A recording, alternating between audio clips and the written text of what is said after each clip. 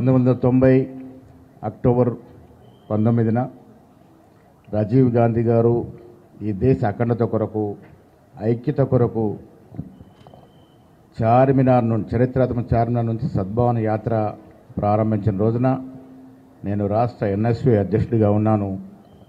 ఆనాడు యాత్రలో పాల్గొనే అవకాశం దొరికింది. అప్పటి నుంచి ఇప్పటి వరకు దాదాపు 35 ఏళ్ళుగా ఈ సద్భావన కమెమరేషన్ డే నిర్వహిస్తూ ఉన్నాం. ప్రతి సంవత్సరం గొప్ప వ్యక్తులకి ఈ అవార్డు ఇస్తూ ఉన్నాం. ఇవాళ పెద్దలు సల్మాన్ ఖుర్షిద్ గారికి అవార్డు ఇస్తూ ఉన్నాం. వారి గురించి ఎన్ని చెప్పినా తక్కువే.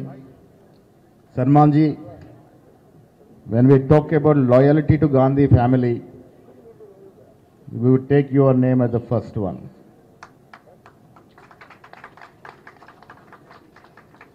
गांधी जी की वफादारी की अगर बात करते तो सलमान जी सामने लाइन में रहते हैं.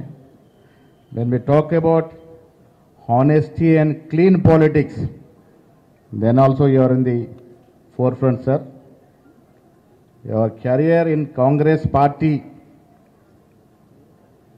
ఒక మచ్చ లేకుండా నీతి నిజాయితీగా ఎన్నో పోర్ట్ఫోలియోలు అధిరోహించడమే కాకుండా ఇందిరాగాంధీ, రాజీవ్ గాంధీ, సోనియా గాంధీ, రాహుల్ గాంధీతో పనిచేస్తూ ఇంత సుదీర్ఘమైనటువంటి రాజకీయ జీవితమే కాకుండా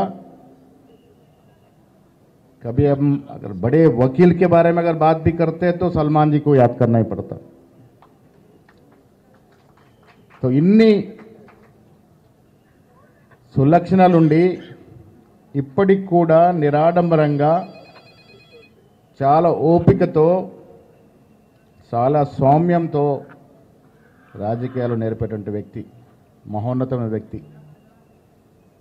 నిజంగా గొప్ప వ్యక్తికి వల్ల अवार्ड इच्छुకుంటా ఉన్నాం.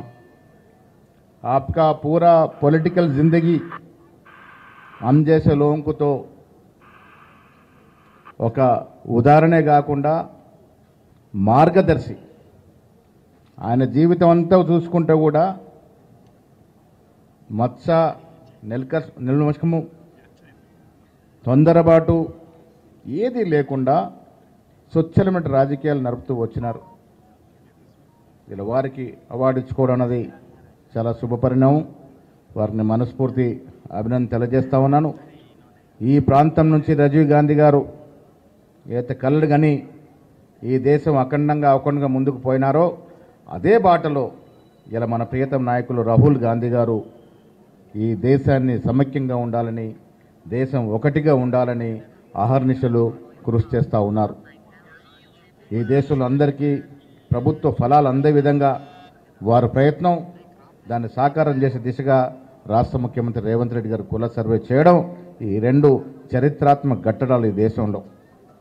ఇలా అభివృద్ధి విషయానికి వచ్చినప్పుడు హైదరాబాద్ పాత నగరానికి మెట్రో గురించి ఎవరిని ఆలోచించినారా అంటే మొదటగా ఆలోచించింది ముఖ్యమంత్రి రేవంత్ రెడ్డి గారు. ఇందాక షబీర్ అలీ గారు చెప్పినట్టుగా ఎన్నో కార్యక్రమాలు ఇలా రాష్ట్ర ప్రభుత్వం ఇస్తూ ఉంది. పేదల సంక్షేమమే, పేదల బడుగుల్లో ద్వీపాలు నింపే విధంగానే అదే ధ్యేయంగా రాష్ట్ర ప్రభుత్వం నడుస్తూ ఉంది. గత 10 ఏళ్ళు ఎవరు కూడా ఊహించినటువంటి ఇందిరమ్మ ఇల్లు కానీ, రేషన్ కార్డులు కానీ, సన్న బియ్యం కానీ, ఉచిత మహిళా బస్ ప్రయాణం కానీ, రైతులకు సహకారాలు కానీ అంతా కూడా ఈ దేశంలో ఏ రాష్ట్రం లేని విధంగా అభివృద్ధి సంక్షేమం నడుస్తూ ఉంది. సల్మాన్ జీ जितना यहाँ वेलफेयर मिल रहा है कई स्टेट में नहीं है. हम 2 महीने पहले बिहार गए थे. सिर्फ 10 किलो मोटा चावल के अलावा कोई वेलफेयर नहीं है वहाँ. यहाँ सरकार वेलफेयर ओरिएंटेड की सरकार चल रही है और साथ साथ डेवलपमेंट की तरफ भी सरकार चल रही है. आपके मार्गदर्शन में आज जो अवार्ड आपको दी जा रही है, हम गर्व के साथ सकते हैं एक महान नेता को हम ये अवार्ड प्रदान करें. ఈ అవార్డ్ ప్రతి సంవత్సరం జరిగే ప్రక్రియ ఓల్డ్ సిటీ ఉన్న ప్రజలే కాకుండా యావత్ రాష్ట్ర ప్రజలు ఈ సద్భావన దివస్ని గుర్తు చేసుకోవాల్సిన అవసరం ఉంది.